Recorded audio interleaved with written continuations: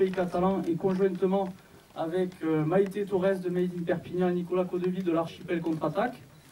Donc aujourd'hui, vous allez avoir un débat sur toutes les thématiques qui sont importantes pour les municipales, donc sur l'emploi évidemment, sur la sécurité, sur la propreté, le cadre de vie, l'environnement, le handicap et la jeunesse, et voire d'autres choses. Vous aurez... C'est bien d'associer le handicap et la jeunesse. Merci Nicolas. Donc vous aurez donc, chaque candidat aura 4 questions par les journalistes, donc de Nicolas Codeville et Maïté Torres. Ils auront 2 minutes pour répondre à la question et justement développer leur programme. Il y aura évidemment un démarrage pendant 3 minutes, ils vont se présenter évidemment, et une conclusion. Pour ce qui est du reste, vous allez donc... j'ai perdu le truc, ouais, ça peut arriver. Et à la fin, il meurt. Non, il ne meurt pas. Donc vous aurez toutes les thématiques qui seront vraiment posées. C'est le premier débat sur Perpignan qui est prévu. Le prochain était prévu à Montpellier, vous avez pu voir mi-février. Donc on est très content qu'on a pu organiser cet événement à Perpignan avec 7 candidats. Jean-Marc Pujol va arriver tout à l'heure.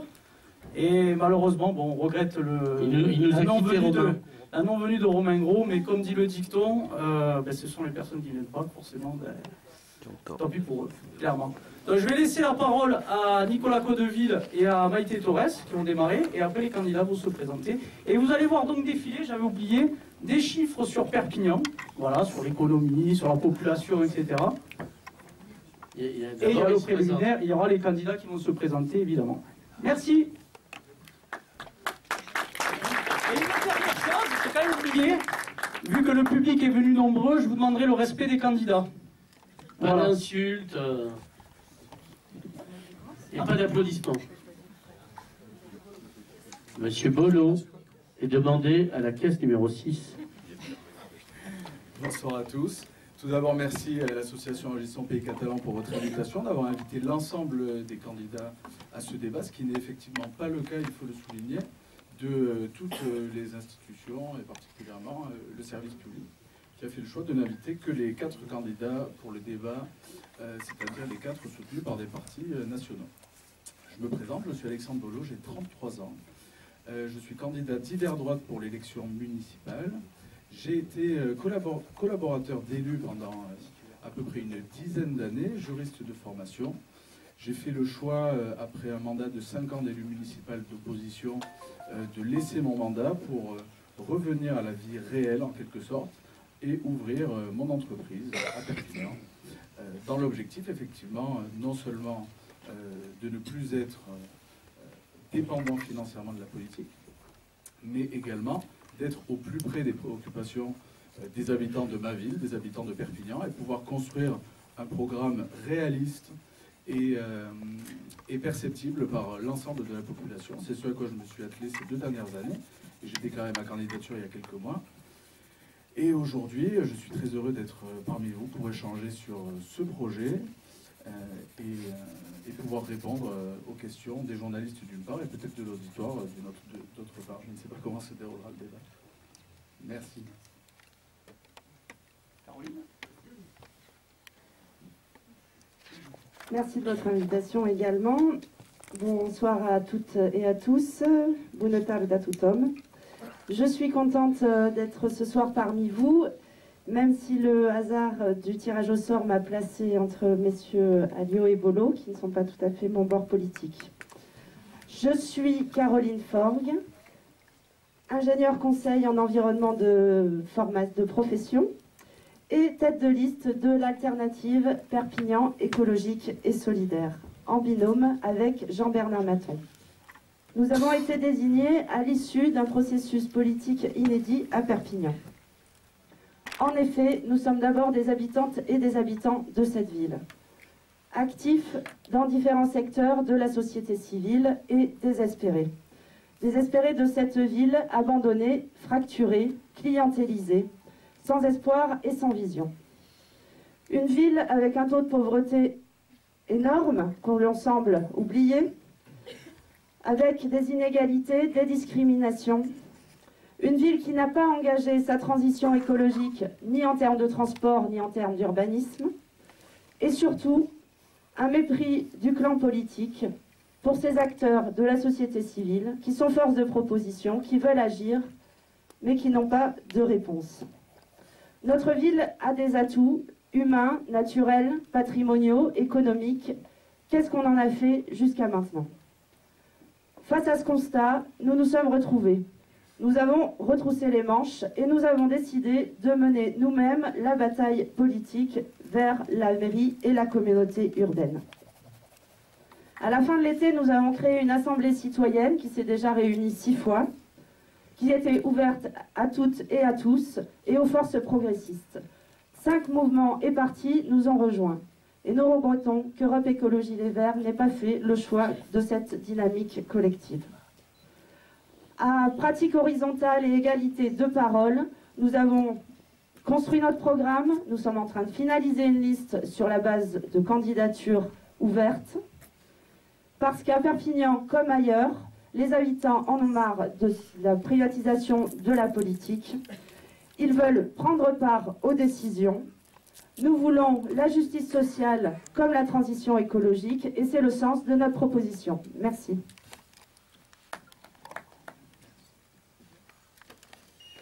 Bonsoir à toutes et à tous. Louis Alliot, 50 ans, docteur en droit, avocat.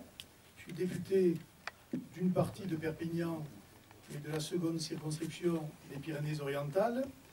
J'ai été candidat à 3 reprises déjà, avec l'épisode des chaussettes entre les deux. Et la dernière fois, je suis le candidat à qui on peut dire ce soir qu'on a volé l'élection, puisque je suis finalement seul contre tous. La dernière fois, M. Pujol n'a dû sa réélection qu'au retrait consenti, négocié de la gauche, qui s'est suicidée à Perpignan depuis d'ailleurs, puisqu'elle n'a pas réapparu. Et donc maintenant, on va pouvoir discuter sur le fond de ce mandat de 6 ans de M. le maire de Perpignan, adoubé en quelque sorte par toutes les forces de gauche à ce moment-là. Et c'est ce que moi j'ai retenu. On pourra juger sur pièce en fonction du programme, mais aussi en fonction des résultats. Parce que Perpignan n'est pas seulement avec un bilan purement municipal, il est aussi une ville qui vit dans son environnement régional, un département, à gauche, une région, à gauche, un pays, géré magnifiquement par M. Hollande pendant 6 ans, à gauche, et pendant 5 ans plutôt, et maintenant, je vais dire la cerise sur le gâteau, le mandat de M. Macron. C'est dommage que le député Romain Gros ne soit pas là, parce qu'on aurait parlé de beaucoup de choses, tant il est vrai que les villes sont aujourd'hui directement liées aux décisions qui sont prises par Paris, par le gouvernement, par la baisse des dotations, par la fiscalité, par le pouvoir d'achat, par le chômage et par tout le reste. C'est dire si on a un débat ouvert ce soir, et j'espère qu'il sera le plus courtois du monde. Merci.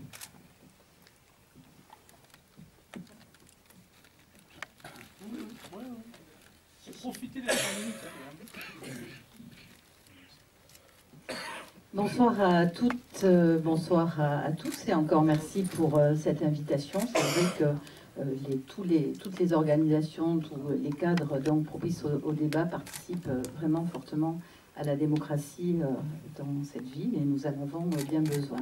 Donc je suis Agnès Langevin, j'ai grandi, je vis à Perpignan depuis que j'ai 1 an. J'ai quitté cette ville à laquelle je suis très attachée pour faire des études à Paris, des études de psychologie clinique, et très vite mes premiers emplois, mes premières activités, y compris militantes, associatives, au planning familial, sont ici à Perpignan. Donc je suis actuellement vice-présidente de la région, une région effectivement aux couleurs plurielles, qui a décidé d'agir vraiment très concrètement pour l'ensemble de ces territoires avec une forte détermination. Et finalement, ce que nous proposons avec une équipe de rassemblement assez large qui finalement embarque à la fois Europe Écologie Les Verts, le Parti Socialiste, Place Publique, l'association En Commun 66, le Parti Radical de Gauche et surtout, et je tiens vraiment à les remercier parce que c'est un engagement qui n'est pas facile, plus de la moitié de citoyens qui s'engagent pour la première fois sur donc une séquence municipale et qui ont des parcours très divers, des engagements associatifs, des engagements professionnels ou syndicaux, et qui ont vraiment cette envie, cet enthousiasme chevillé au corps de faire bouger la ville et de la réveiller et de faire en sorte qu'on se réconcilie avec la conquête, la réussite et le développement économique.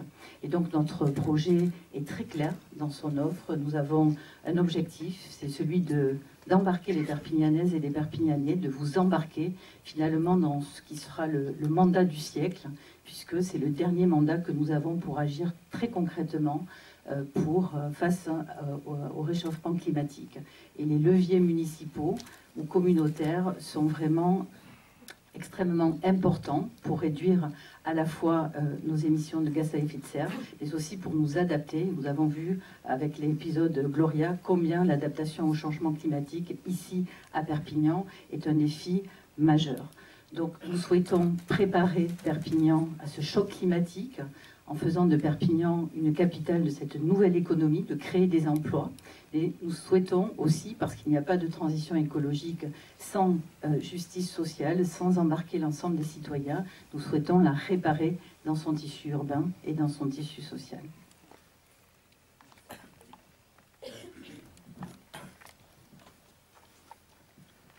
Je suis fière, je suis catalane, je suis plurielle, je suis courageuse, je suis volontaire à prendre en main mon avenir. Je veux marquer l'histoire de mon territoire. Vous m'avez reconnu, je suis Perpignan.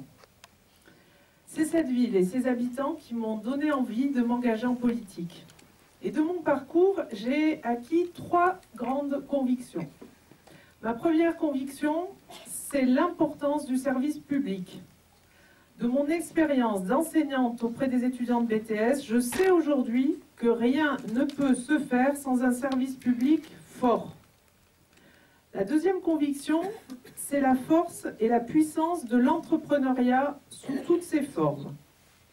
Aujourd'hui, de mon activité de création et de direction d'une structure de l'économie sociale et solidaire, je sais ce que c'est que créer de la richesse, des emplois, de l'activité, et je sais qu'un